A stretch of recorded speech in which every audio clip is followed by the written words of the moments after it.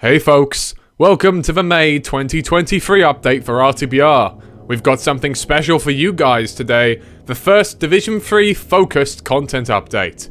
We've been clocking away at a lot of things for the next release, and whilst it's still a ways off, we're already making great progress on what comes next. Worth noting is all content in this update is subject to change, as our Division 3 development cycle is still in its early days. Take it all with a pinch of salt, as much may change or be elevated further before the final release.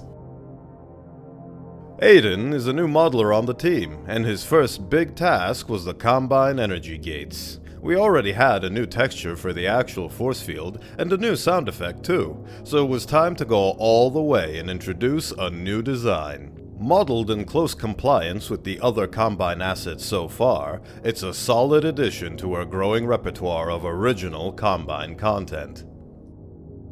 Now for something we've had under wraps for a while, our Wasteland Scanner model. Implementation still pending, but our Wasteland Scanner is a great interpretation by Andy of the Geiger-esque design only seen in concept art and a since-lost skin from a model preview. Expect to see its ominous form hovering around the wasteland, presenting an omen of the Combine presence, but also a suit battery for when supplies run low. And of course, the Gibs for the scanner, which were already teased in Division 2, is part of a makeshift lamp in Eli's den.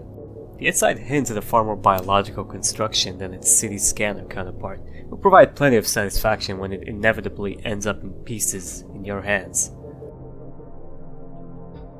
The first map of Division 3 has the unenviable task of tying together the explosive end to the Ravenholm mines and introducing the wasteland itself. Yet to be executed is the wasteland portion of this bridge between divisions, but we've done a solid job on a premise for the last vestige of an outpost before you emerge into the dried seabed beyond. Antlions were shown some time ago, but now that they're in the midst of gameplay, their Gibs are ready for show. Blow 'em up, smash 'em to bits, dispatch Antlions in the right way, and their chitinous parts will come flying out where the four-legged predators used to be. Now we're getting on for the content that deserves a bit more attention than the tease it received in our April 1st PEGO RTBR edition release. The Grubs, planned for Half-Life 2 and then revised for Episode 2, our Grubs will function much like the ladders, but with the design inspiration from the former. Pictured here is a much more rare variant based on the Roller Grub, which at this time had yet to be confirmed as real, but which we decided to implement anyway as a reference. Now we know the true fate of the Roller Grub, this alternate skin might not be the only way you'll get to grips with the critter. Joseph is another new modeler on the team who has been tasked with replacements of some common high-impact props, as we shoot towards our goal of being total conversation and I am for RTBR to be a game in its own right. His close attention to detail is seen clearly on the server card, which is used as a great background prop in a number of tech environments and which will elevate the overall fluidity of the mount in a few will swoops. In Division 3, you'll not only fight the Antlions on the surface, you'll descend deep into their burrows, clearing the infestation on your way down. What lurks deep inside these caves may yet prove to be a substantial barrier to the player, and the development of these caves by RZ Dad, Sordid Spectacle, and myself, with a host of original designs, will provide a different feel to Episode 2's iteration of the Antlion Hive. These are a few screenshots from the anniversary update were our fauna, each modeled after various cut concepts from Half-Life 2. We chose to interpret many of these cut designs as alien plants in a similar vein to the Zen light and Zen trees, but be warned, these have adapted to the hostile environment that won't hesitate to take a whack at the player. The Coil Fauna can be found with its long tail burrowed into the dried seabed, its long fingers outstretched and ready to ensnare prey. The whip faunas are interpretation of yet another cut organism, this one rooting itself in the ground with a sharp and hardy tentacle. The other is ready to whip out at any nearby prey, though its glowing sacs will provide ample opportunities for quelling the threat before it threatens the player. The final remade addition to our Zenfestation roster is the Shroom Fauna.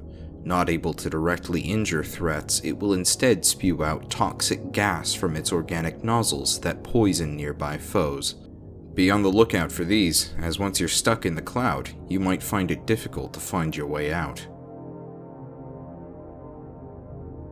The Hunter also deserved better than to make its debut in Peggle RTBR edition, but now we're giving it a warm welcome into Division 3. Complete with 2 skins, one based off of the bluish incandescence of Half-Life 2, and the other based off of darker alternate concepts for the creature. They'll benefit from an additional variant, depicted by the darker coloration, which will puncture players from afar with a precision pulse bullet attack, whilst its more aggressive sibling will aim to push the player out of cover for a clean shot. The debut prop of our third new modeler, Sir Mars, is this classic and much loved by Hammer level designers electrical box prop. We are tackling many of the electrical boxes right now as we move towards completing this entire set, but this first step continues to cement RTBR's world as being one altogether familiar yet different from Half-Life 2's.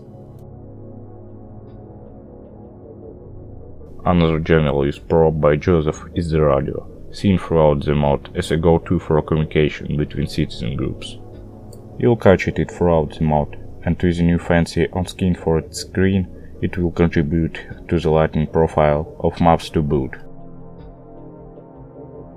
The last map we have up for show today is a few work-in-progress art pass shots from Depot 01, the first map set entirely within the depot.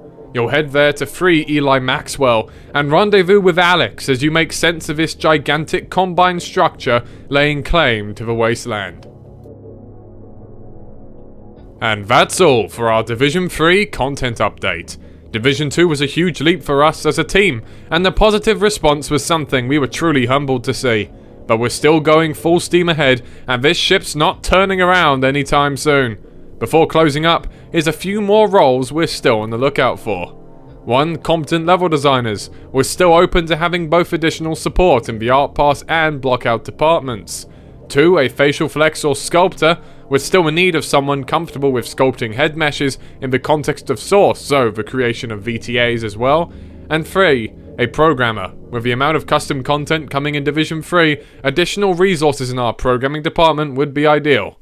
If any of these roles look good to you, please add me on Discord at Kralix/David, #0901. Thanks everyone, and let's look forward to the future of RTBR in Division 3.